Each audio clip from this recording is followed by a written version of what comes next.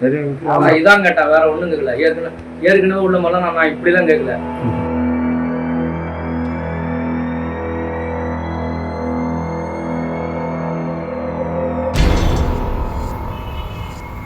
இருக்கு 2000 கேட்டீங்க, அதனால முடியல.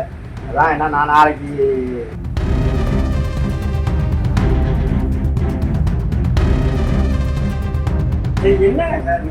முடியல. காலையில நான் இடம் பார்க்க வரல, இடத்த பார்த்துட்டு ஆன்லைன்ல நீங்க இது கட்டணும், சலான் கட்டணும் தெரியுமா?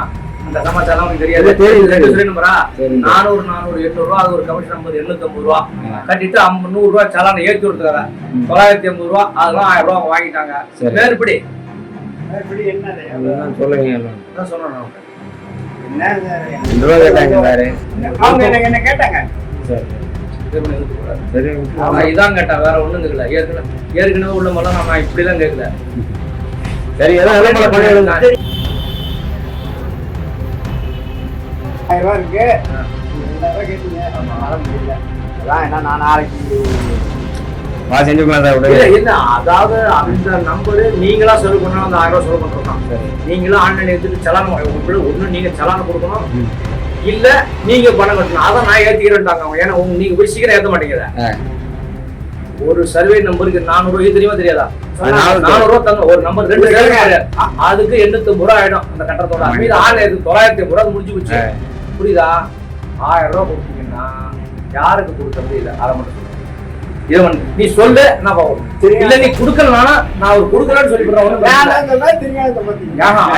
அவங்க ஐயோ அந்த ஜோலி இருக்கக்கூடாது, இன்னும் ஒரு 1000 கொடு, நான் அவன் அதிகமா கேட்கறது. நம்ம இந்த மாதிரி 4000 நான் கேட்டேன்னா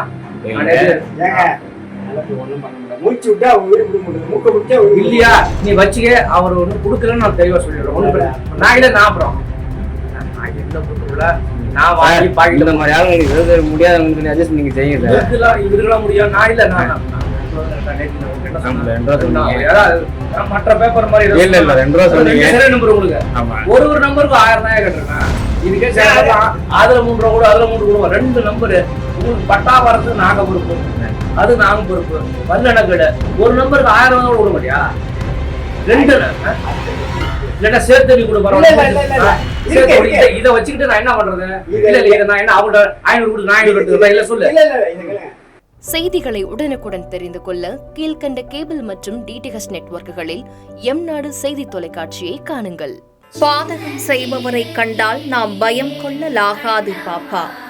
மோதி மிதித்து விடு பாப்பா, அவர் முகத்தில் உமிழ்ந்து விடு பாப்பா. அண்மை செய்திகளை உடனுக்குடன் தெரிந்து கொள்ள இணைந்திருங்கள் எம்நாடு தொலைக்காட்சியுடன்.